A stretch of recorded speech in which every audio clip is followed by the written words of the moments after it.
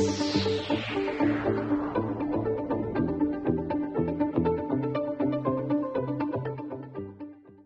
evening, everybody, and welcome, and thank you for coming this evening. This is being put together by Paul Jagger, author extraordinaire. If you haven't bought a copy of his book about the livery company, do so. He's going to be in a fireside chat with Richie Savage, who is a VP at JP Morgan in an information security role. And they're going to talk about how you become a chartered IT professional, which is a qualification that, as I understand it, is issued by the BCS, the British Computer Society, many of whom's president, including the current one, have been or are members of the company, as well as, in some cases, like Charles Hughes and Michael Grant, have actually been masters of the company. In Michael Grant's case, he's also been the clerk. Anyway, so we're very pleased, I think, also to welcome some of our armed forces affiliates, people from the Royal Navy, and which is our most recent affiliation with HMS Collingwood. With the Royal Signals, where Richie first came across us, and they have been affiliated to us for a very long time, and also from the Joint Forces Cyber Group. I think it's really over to Paul and Richie now to get going. So, Paul, over to you. Master, thank you very much. So, the topic for this evening is Get Chartered. It's all about chartered IT professional. There are 3 other acronyms in addition to CITP, which may not be familiar to everyone this evening. BCS, the professional body for the IT industry, SFIA, the skills framework for the information age, and of course the delivery company, WCIT. And I've put the bookmarks for BCS, SFIA, and WCIT into the chat if you want to go and explore those topics a little later on. So, without further ado, then, Richie, you all set? Yep, sure. Fantastic. So, Richie, when did you first discover chartered IT professional registration?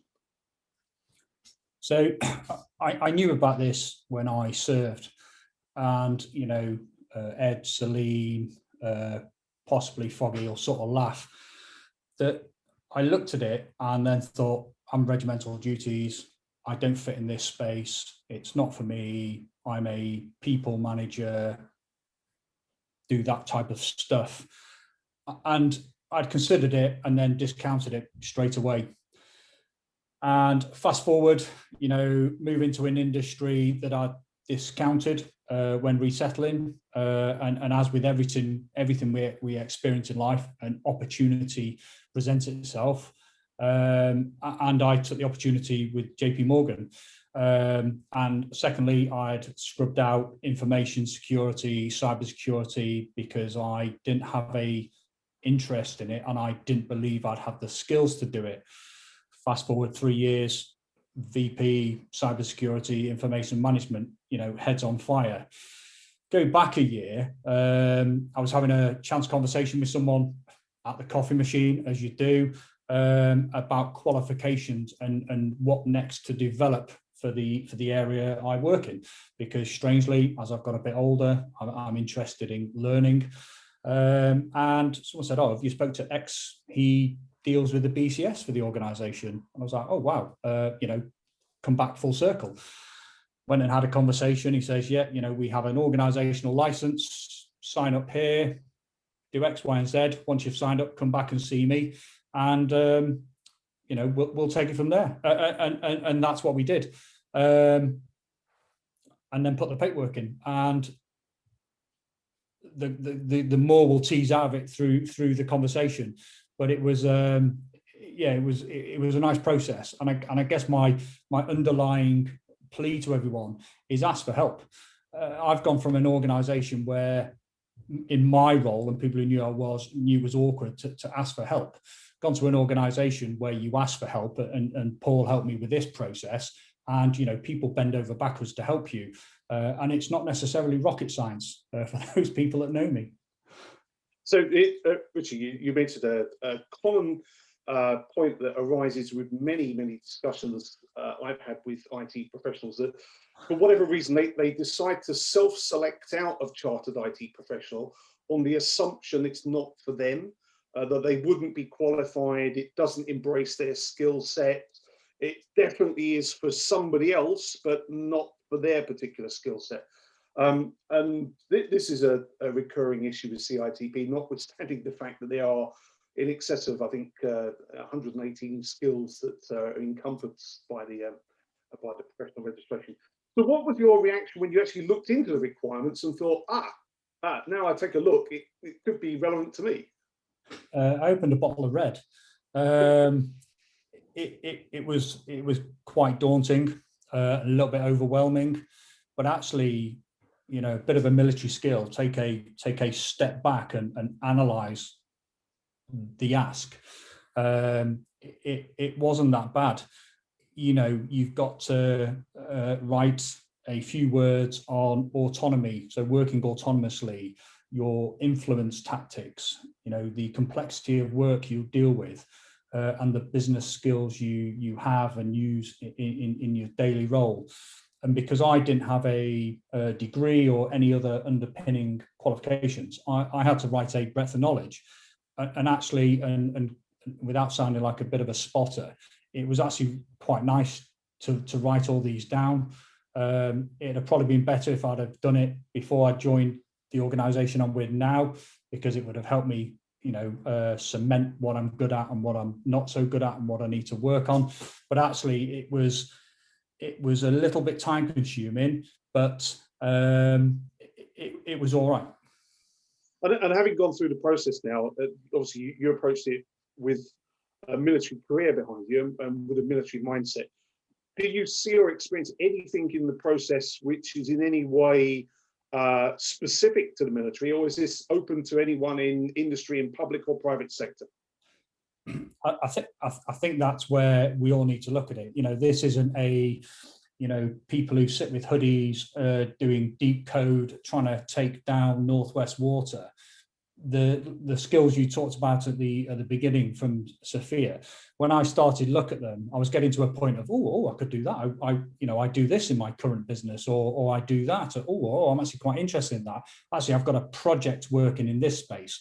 And I picked service management just through a piece of work I'd been delivering over the previous 12 months. So it naturally aligned to the professional conversation you have with the two assessors to use something I'm working with. But I was a little bit shocked at the span of what you could, whether it be project management, software development lifecycle, SDLC, incident management, service management, human resources.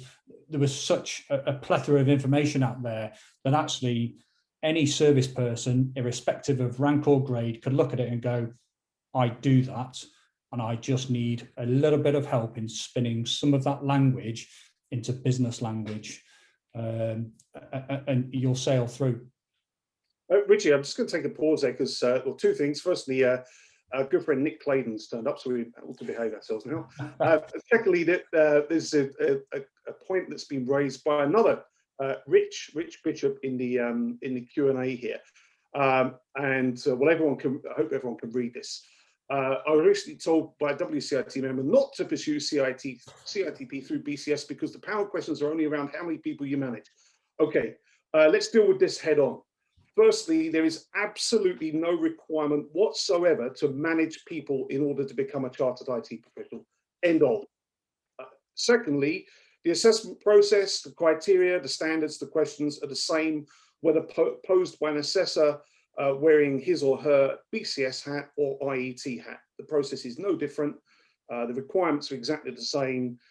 The standards to which they assess, the assessment framework, the questions they ask.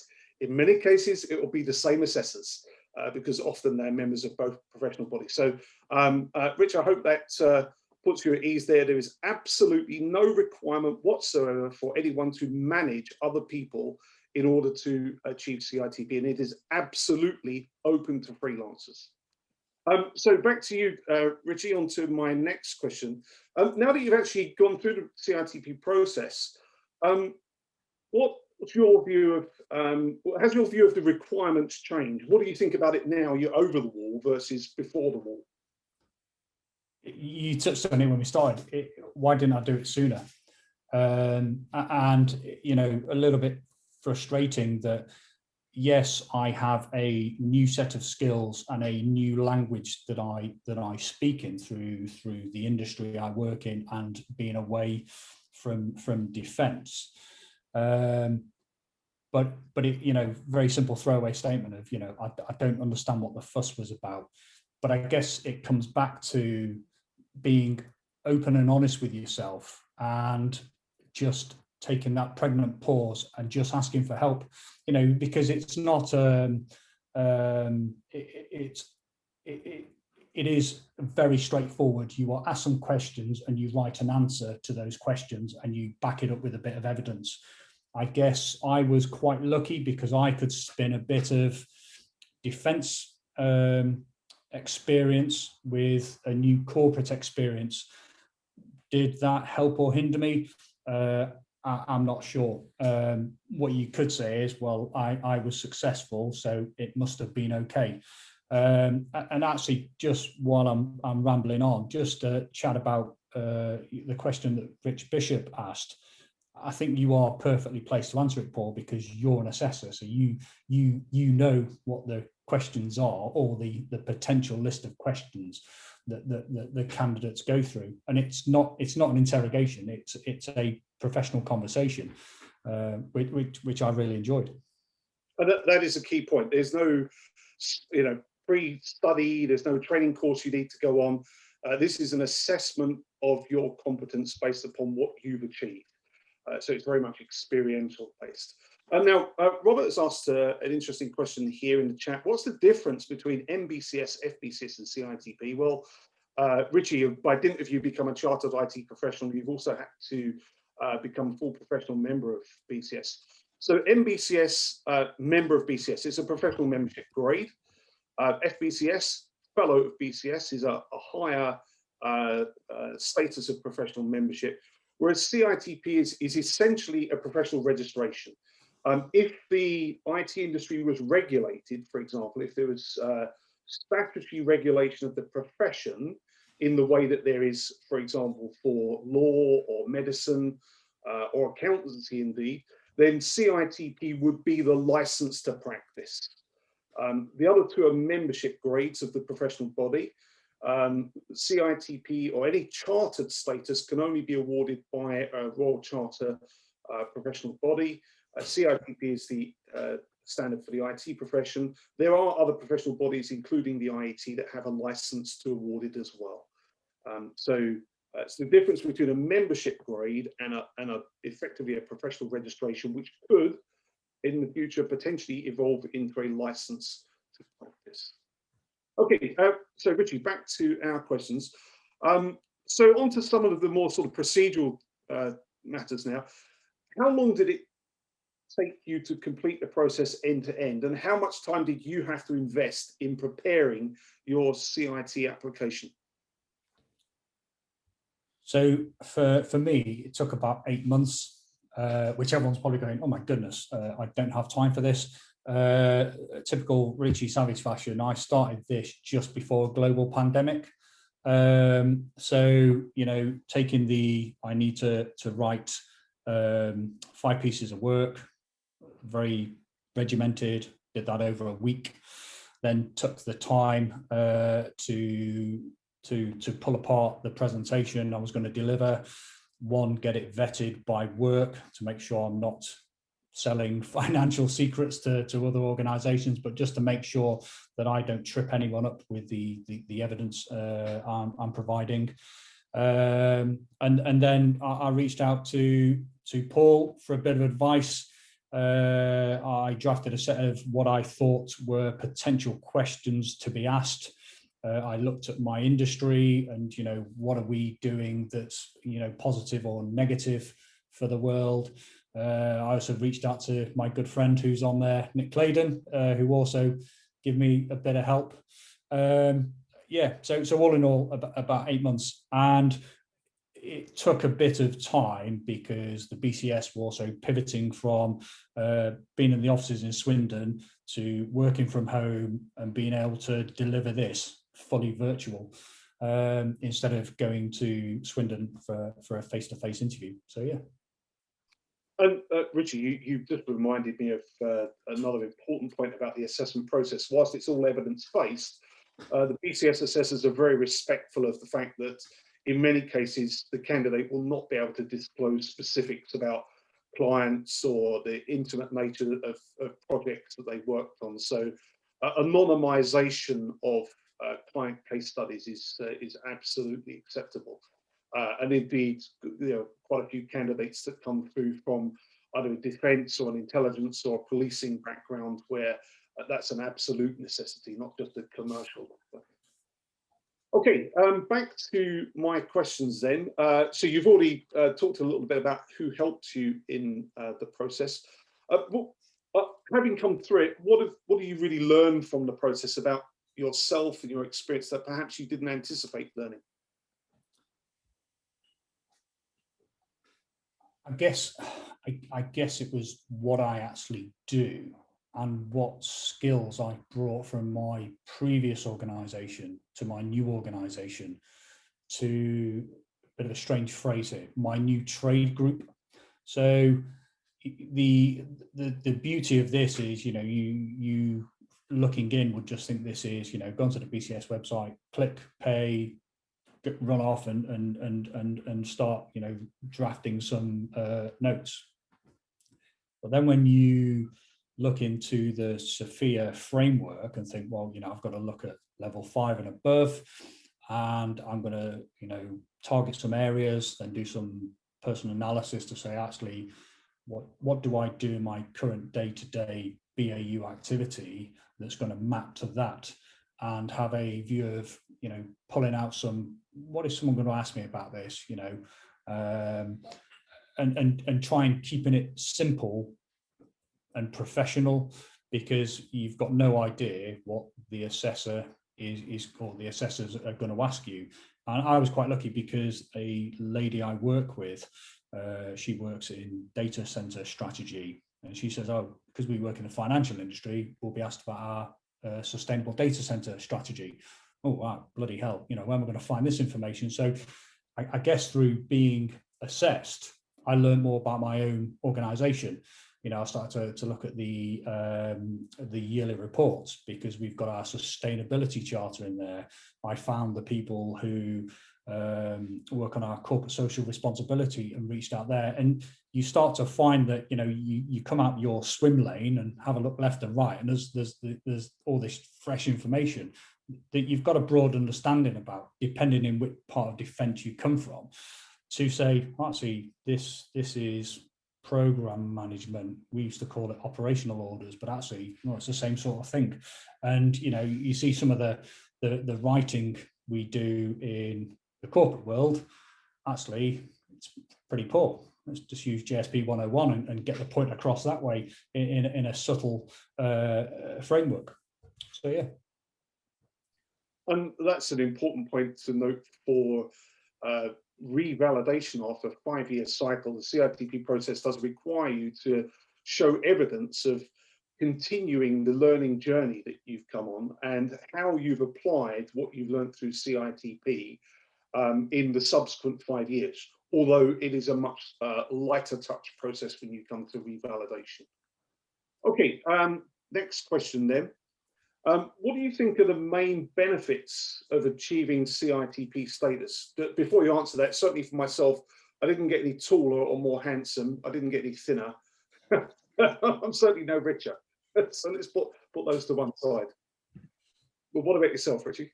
So, I briefly chatted about, saying I don't have a interest in cyberspace, not really interested in the information security space. And I guess that was framed about where I worked. And the first year with the bank, I was a technology project manager and sort of loving every day. And I moved into the information security space. So I sit around these people with acronyms. I've got to Google thinking, you know, I know the big ones, CISP, CISM, CRISC, CISA, and then there's all the new cloud ones, there's all the Microsoft ones, there's all the Amazon ones, there's all the Google ones. And this was a tangible qualification that was in reach. I could achieve it with a bit of effort, asking for a bit of help. And actually, you know, when people say, "Oh, Rich, what's that in your work profile?" So I'm a chartered IT professional, and I see the CISP people sort of going, "Oh, bloody hell, what's this?" And I'm thinking, it's the other way around. I'm going, "Oh God, I'm working with a team of CISP people here," and actually, it has allowed me to give myself a baseline because of the industry I've placed in. I set myself up for success because I can demonstrate that through the process, if I'm unsure of something, I know where to go and I can pull it apart and understand it and know it.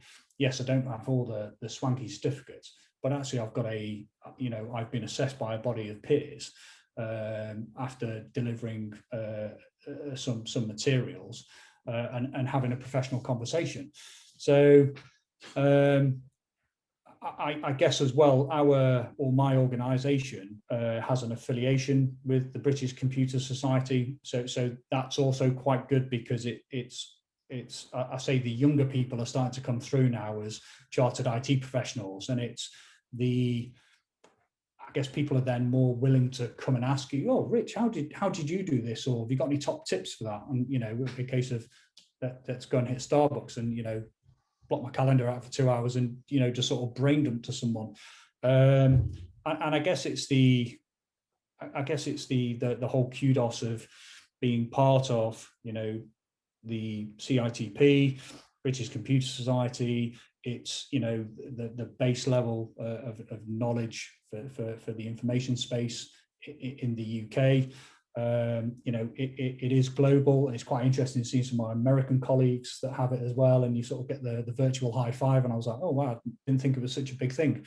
But it is tangible, and I've got no doubt that most defence personnel, from about corporal hitting sergeant, can't work it out in the other ranks, going all the way across up into the senior ranks and the officer cohort, will nail it with relative ease. I say ease, you still need to do a bit of work to get there.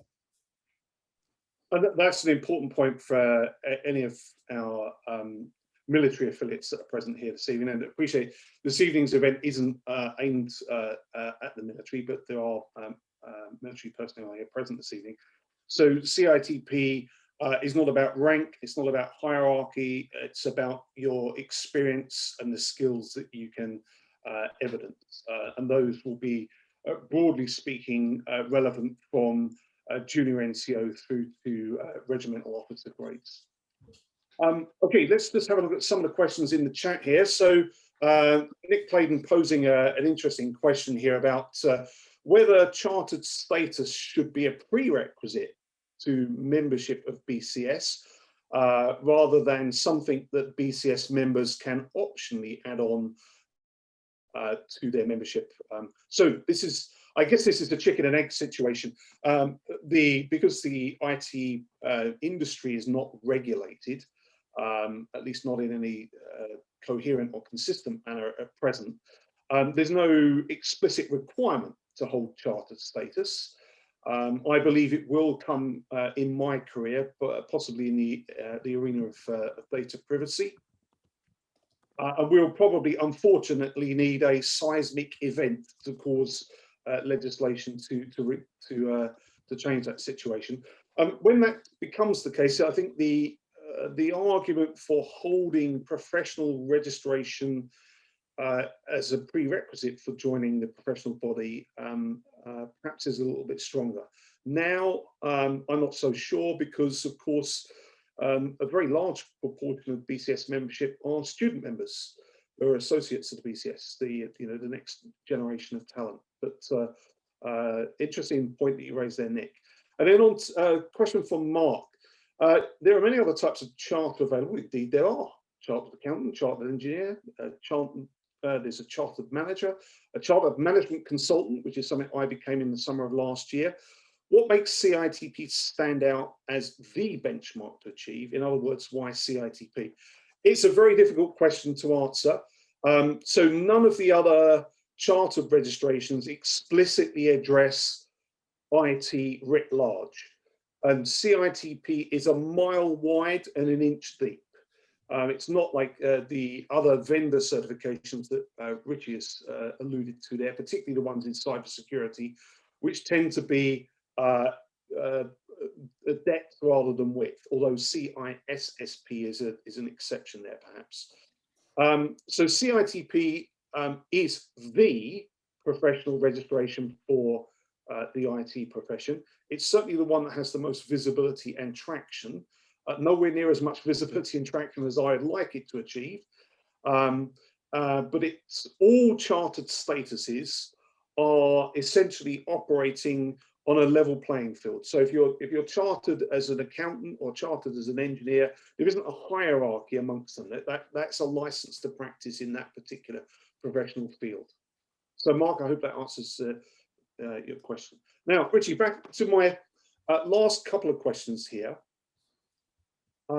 So what would you do differently now, having come through and been successfully assessed and become a chartered IT professional? What would you do different if you went back to the beginning and started the process all over again? I'd have probably got through it quicker. I guess it's a hard one to quantify. Probably know that I've got the confidence within myself from the start, and that's not that I'm unconfident. To me, I sit around some amazingly technical people. Can they tie the shoelace? I give them a bit of a steer to do that. Your lace is undone, and they'll go and tie it. But I guess it's me as a person not thinking, wow, I'm sitting in an industry that is phenomenal. We work with some amazing technology. Actually, I can do this, or my manager and the team of people that interviewed me wouldn't have brought me on. Yeah. I guess, with a slight caveat is, and I've said it a few times, but don't be afraid to ask for help, because one thing that has resonated with me within the environment I'm in, and in both an operations facing role and 2 years in technology, was if you ask for help, people trip up over themselves to give you that help, and I guess that's been the most welcoming thing through this process. Richie, thanks very much for that. Then I'm going to bring you on to my last question from me, and then we'll turn it over to the audience. I see that Nick has already got a question here, and there's one I need to pick up from Dennis. So it's simply this: why do you think that so many IT practitioners fail to achieve CITP? You shouted at me in an email because I hadn't put my application in, and it's as simple as that. I don't know whether it's people's lack of confidence, slightly daunted about the chartered, irrespective whether it's manager, lawyer, yada yada yada. It's that it's overwhelming, this is hard. But actually, we've spoke about this several times. People don't become chartered because they don't apply for it. And it is that simple. Indeed, it is, and it's a point of continuous frustration for me when people do ask, what's the failure rate for CITP? I take that as a proportion of the entire IT practitioner population in the UK, which is about 1.2 million people recognised as being IT professionals in some capacity. The vast majority of them simply fail to apply. They don't fill out the application form. But actually, the vast majority of people that do fill out the application form are successful because they get themselves organised, they're well prepared, they do their research, and they sail through the process and enjoy it. Okay, Richie, that's all the questions from me. Let's have a look at questions from the audience in the chat here. So, Nick, do you want to come off of mute and pose your question by audio?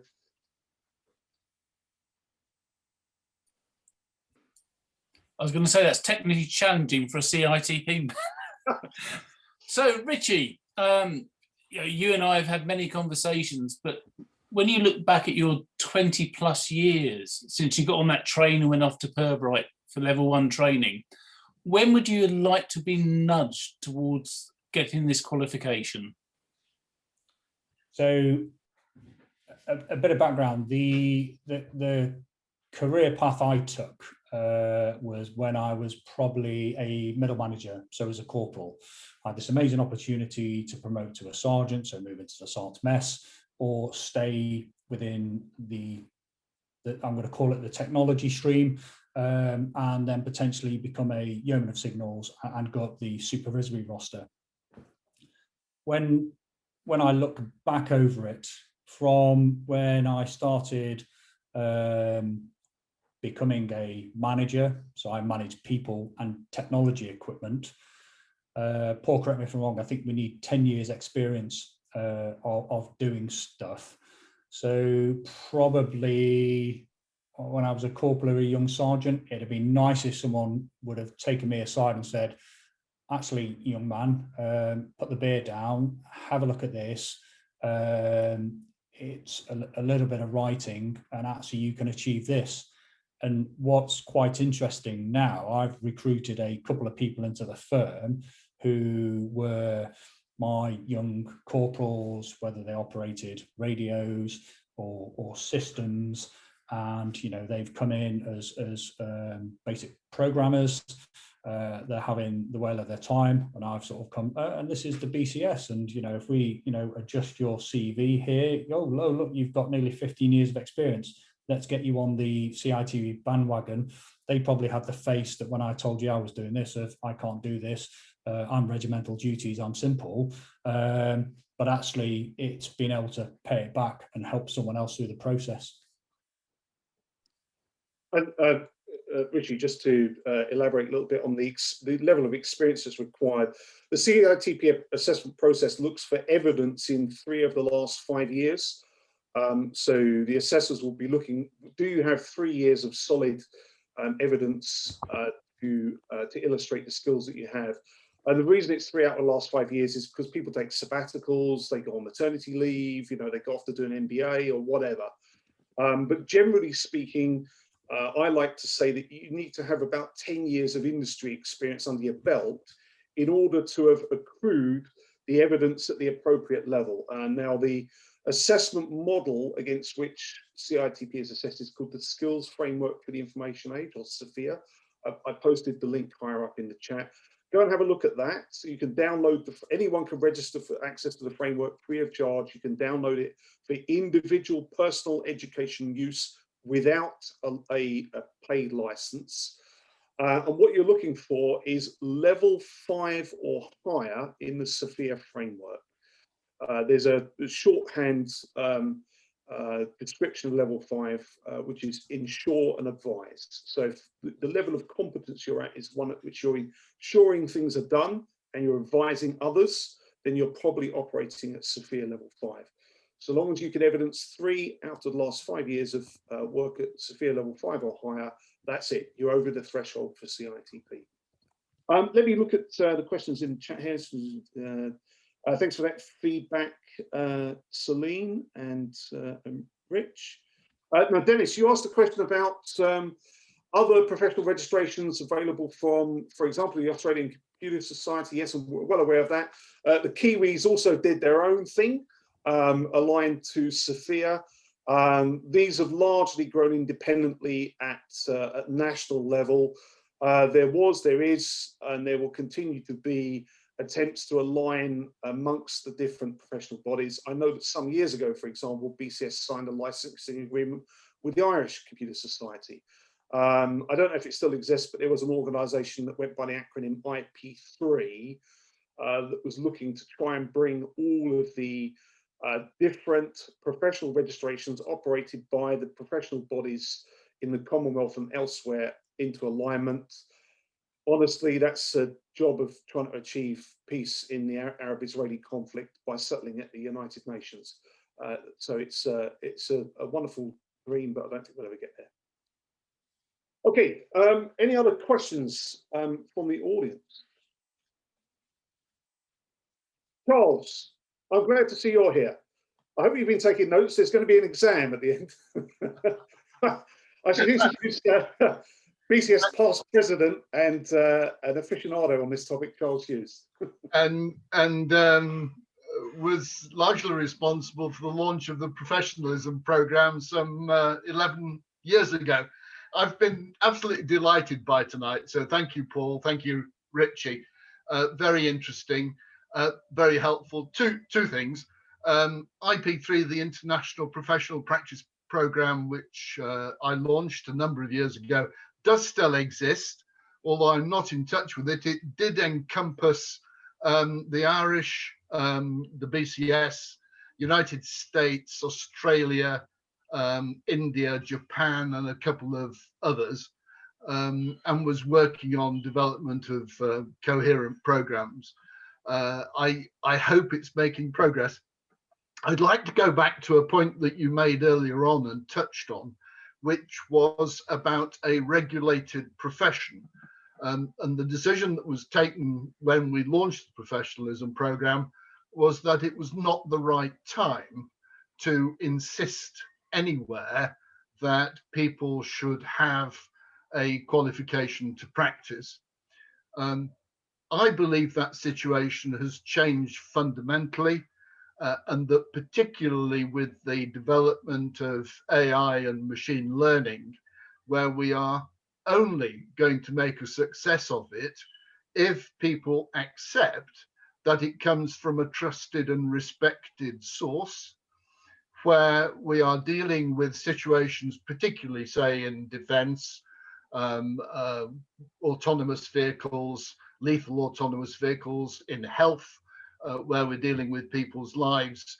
It seems to me becoming imperative that we need people who are qualified, and particularly people who are qualified and have a very keen sense of the ethical standards that need to be achieved to work through and deliver those programs.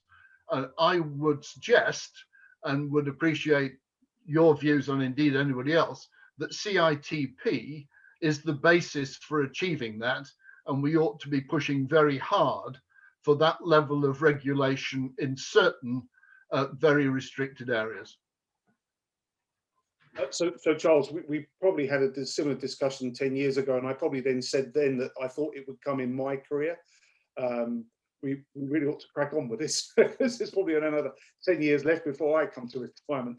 But yes, I mean, I think it would be ridiculous not to build upon the outstanding work that the BCS and others have done to develop CITP. I've described it in the Eventbrite description for this evening as the gold standard of professional registration in the IT industry, and I very firmly believe that to be the case. And the more that I've seen, heard, listened, watched, read, and spoke with others, I find nothing to dissuade me of that view. Now, Chris Fogarty, I think you had a question. Do you want to come off of mute? Hi, Paul. Yeah, hopefully you can hear me all right. I won't put my camera on, but just because Richie will laugh at me wearing glasses now because I'm getting old. I hope you're all well. So you've got myself and Ed Swift online. So two commanding officers of probably two of the most technical regiments in the Royal Signals. Now, over the last few years, the Corps has worked hard to provide more qualifications for our soldiers as we go through, which is really, really important. And I suppose it'd be useful to have a pathway, and perhaps it is, I need to have a look at the framework that you mentioned, the Sphere framework, to see how it maps across at different stages of career, etc. But I think a lot of our people now are gaining CISM, SANS courses, etc. So they are getting the correct level of professional qualification. And it's just understanding how that maps across. And the question I will get asked, and one of the reasons I'm on here, and I'm sure that the same is from Ed, it's that there is an obvious pathway at the moment for IET, which is a proven path, and it's kind of there are defence information notes on it, etc., etc. Now, a lot of us in this field work more aligned to cyber, CMO, whatever you want to call it, and therefore, actually, an IT professional certification seems more aligned to what we do, but it's not necessarily as recognised in the military yet. So that therefore, it's I suppose, how do we get the message out there, and how do we provide that pathway? Because at the moment, I can tell you 3 or 4 people, if I want to get chartered for IET, 3 or 4 people I can speak to in the army who will assist me with the process. And what a lot of the questions we've had this evening have been on who do we speak to and who do we ask to help us, to mentor us through this process. And I'm sure, you know, Rich is a good guy, and he'd lean in and help. But there's nobody sort of on the inside, which is often one of the real barriers. And therefore, are there people who are serving that you're aware of who can assist with this? And also, one of the questions I will get asked immediately is, how much does it cost? Thanks. Sorry, Paul, do you mind if I jump in on that one? You're welcome to fill your boots on that one.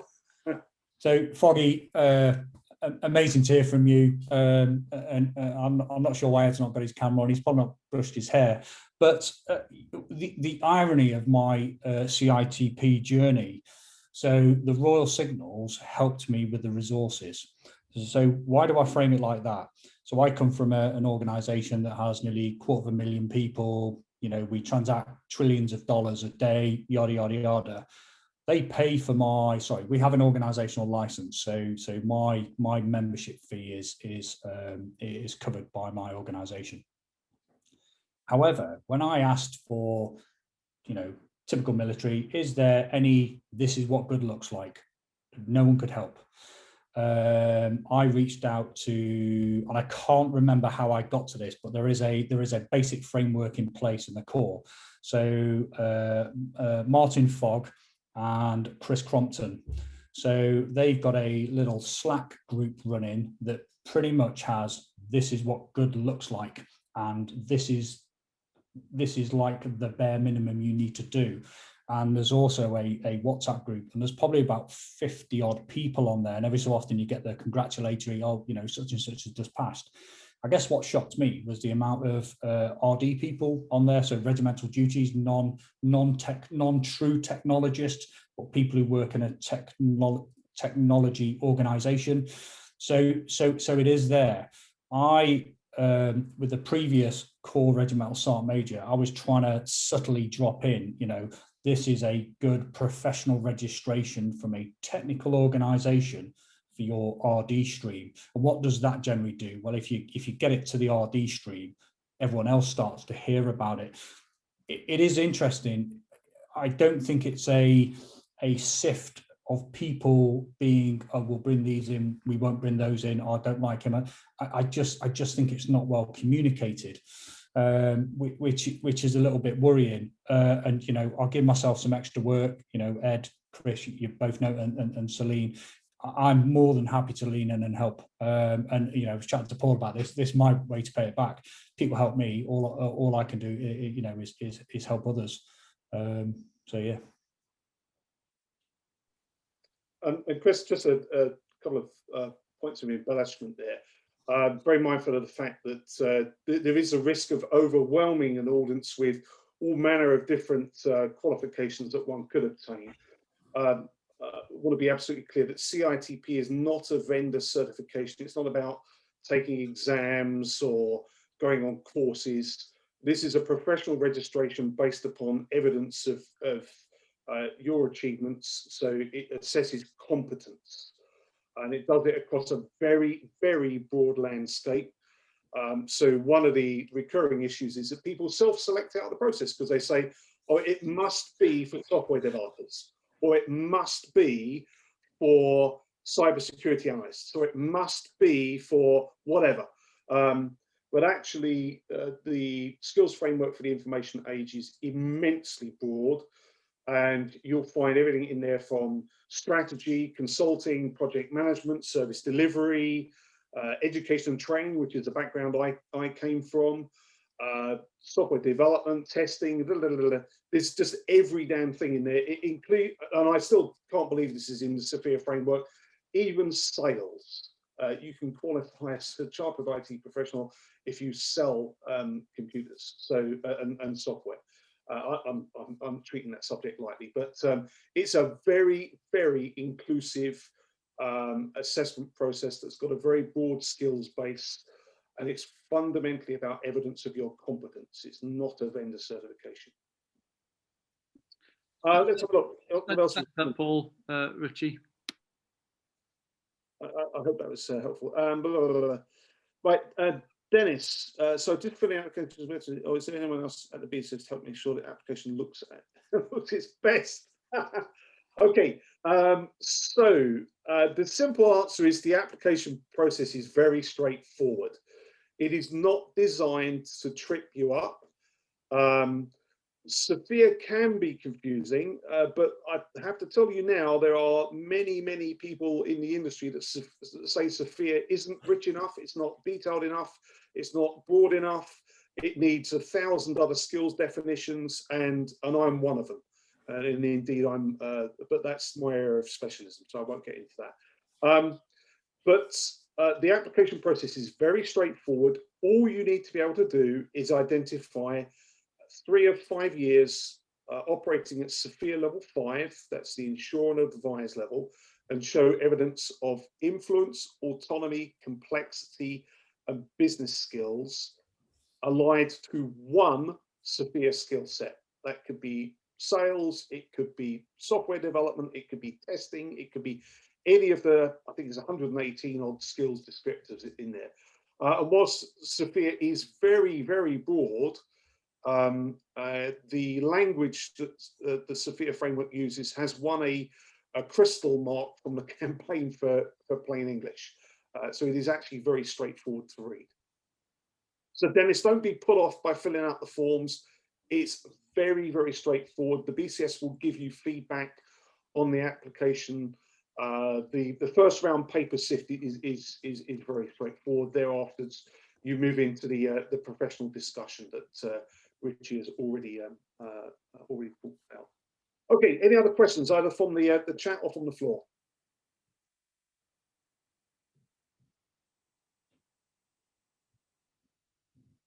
Richie, any last comments from you?